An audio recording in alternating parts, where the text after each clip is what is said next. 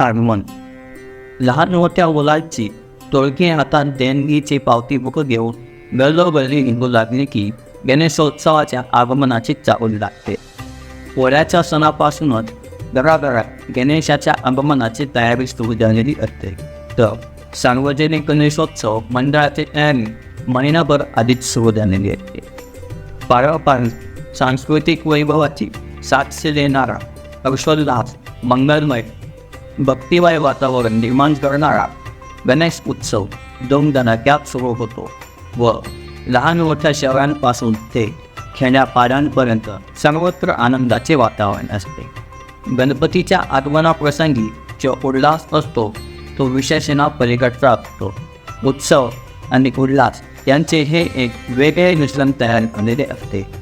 गणेशोत्सव म्हटले की 10-12 दिवस दंगा मस्ती करण्यासाठी जणू एक व्यासपीठच आहे असे समजून यात बऱ्याच जाती धर्मातील युवकांचा सहभाग वाढवून आनंद लुटण्याचा प्रयत्न करत असतात. मांगल्याचे आणि चैतन्याचे प्रतीक असणाऱ्या या गणरायाच्या स्वागतासाठी अगदी पुरेपूर तयारी सर्वजण करतात. हे पाहिल्यानंतर आपण किती उत्सवप्रिय आहोत हे समजते. गणेशोत्सव म्हटले की सर्वत्र आनंदाचे वातावरण असते. प्रत्येकजण आपापल्या परीने गणेशोत्सव साजरा करण्याचा प्रयत्न करत असतो. तेव्हा उत्सव साजरा करताना गणरायास प्रथम व देखावा सजावट यास दुय्यम स्थान असते. शहरातील गावातील बाजारपेठाही गणरायाच्या स्वागतासाठी सज्ज झालेल्या असतात. गणरायाच्या सजावटीला लागणारे सर्व साहित्य दुकानात हजर असते. गणरायाच्या विविध प्रकारच्या आरत्या, प्रार्थना, स्तुतीपद केलेल्या रचना यांच्या ध्वनिफिती दुकानात दाखल होऊन सर्वत्र त्यांचाच आवाज ऐकण्यात येतो. गणरायाची आरवणी वेदातील मंत्रापासून ते पॉप गाण्याच्या चालीपर्यंत ध्वनिफितीच्या माध्यमातून होत असते. गणेश भक्त खरेदीला बाहेर पडल्याने बाजारपेठा अगदी खुलून गेलेल्या असतात.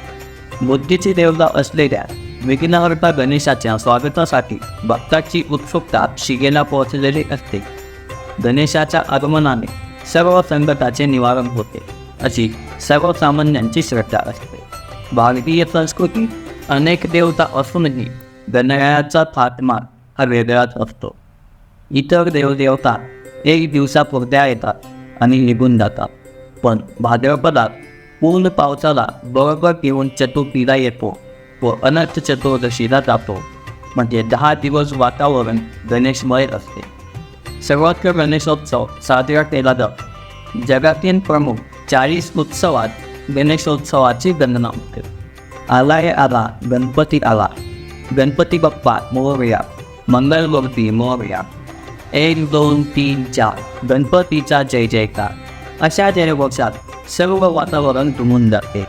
ढोल, लेझिम, ताशे, जाण याच्या गजरातच विघ्नहर्त्या गणरायाची गावागावात मंगलमय वातावरण मिरवत प्रतिष्ठापना, आरत्या, महाआरत्यांचा धमाका सुरू होतो आणि सुरू होतो तो 10-12 दिवसांचा गणेशोत्सव आणि संपूर्ण देश हा 10 दिवस भक्तिरसास लीन होतो.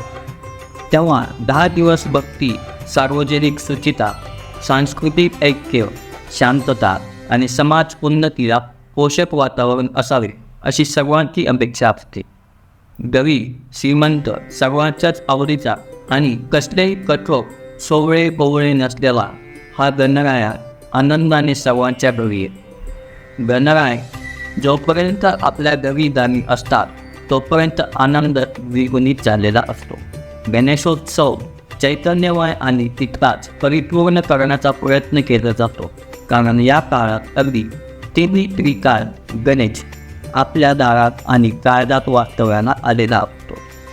गणेशोत्सव साजरा करताना हा निखळ आनंद प्रत्येकाला अनुभवता यावा याची सार्वजनिक गणेशोत्सव मंडळाच्या पदाधिकाऱ्यांनी काळजी घेतली पाहिजे. गणेश उत्सवाची संकल्पना अत्यंत पवित्र आहे याची जाणीव प्रत्येकाला असली पाहिजे व ते पावित्र्य जपण्याचे कर्तव्य आपलेच असल्याची भावना प्रत्येकाच्या मनात असली पाहिजे.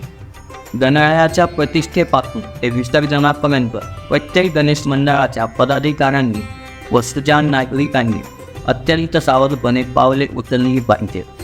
गणेशोत्सवाचा बंदोबस्त पोलीस खात्याच्या वतीने ठेवला जात असला तरी सामाजिक बांधिलकी आणि गणेशावर असलेली भक्ती मनात ठेवून कायदा आणि सुव्यवस्था टिकून राहावी यासाठी मंडळाच्या कार्यकर्त्यांनी गणेशाच्या रक्षणाची जबाबदारी ही स्वतःच घ्यायला हवी.